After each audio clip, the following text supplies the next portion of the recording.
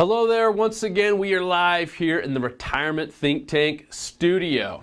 Got a really cool article. This is something that we have talked about for quite some time, and that's saving, assuming like you're going to live to at least age 90. We even talk about saving till you're going to be 100 years old, meaning assume you're going to live to 100, right? Worst case is, well, this is kind of weird sounding, but worst case is you pass away a little bit early and your kids have money and you can create your own legacy and do it the right way. The worst case scenario is to live to 100. Everyone would love to live long, of course, and have longevity, but to have to live and be in fear and living off government subsidies, living with your kids, and just not being able to be independent and have your own lifestyle. And gosh, it's making me sad just talking about it.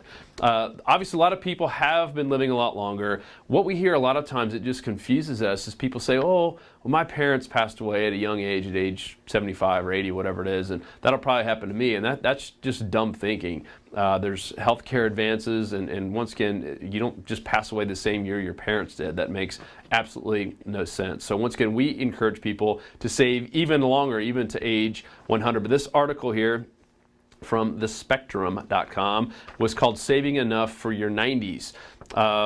Here's some crazy facts. Life expectancy in the U.S. recently hit a record of 78.7 years. I think that's actually low, but once again, I can't refute their numbers. And the number of Americans living past age 90 has tripled in the last 30 years. So a huge increase of people living past age 90. Assume that's going to be you. Of course, no matter how much you've accumulated, everyone is worried about running out of money. Even the super rich still have that fear of, hey, what happens, because they want to keep living the same lifestyle they have, and caviar and other nice stuff that those rich people have and their yachts. But everyone does worry about running out of money. Now, here's a couple of three different little things that you could be doing that can seriously help your retirement. Number one is create ongoing income. And it could be from a bunch of different ways. You can keep working. You could have some real estate. You could sell stuff. You could use one of your hobbies to sell stuff. So find some way to create some kind of ongoing income besides just your Social Security. Number two is aim to keep growing. Meaning when you retire, don't just stop there.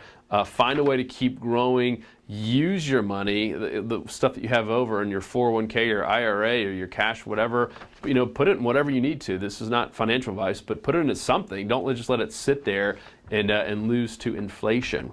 And the final one is plan for long-term care. Crazy fact here, the national median cost of a single year, this is just 1 year, in a private nursing home is, guess what? $87,000.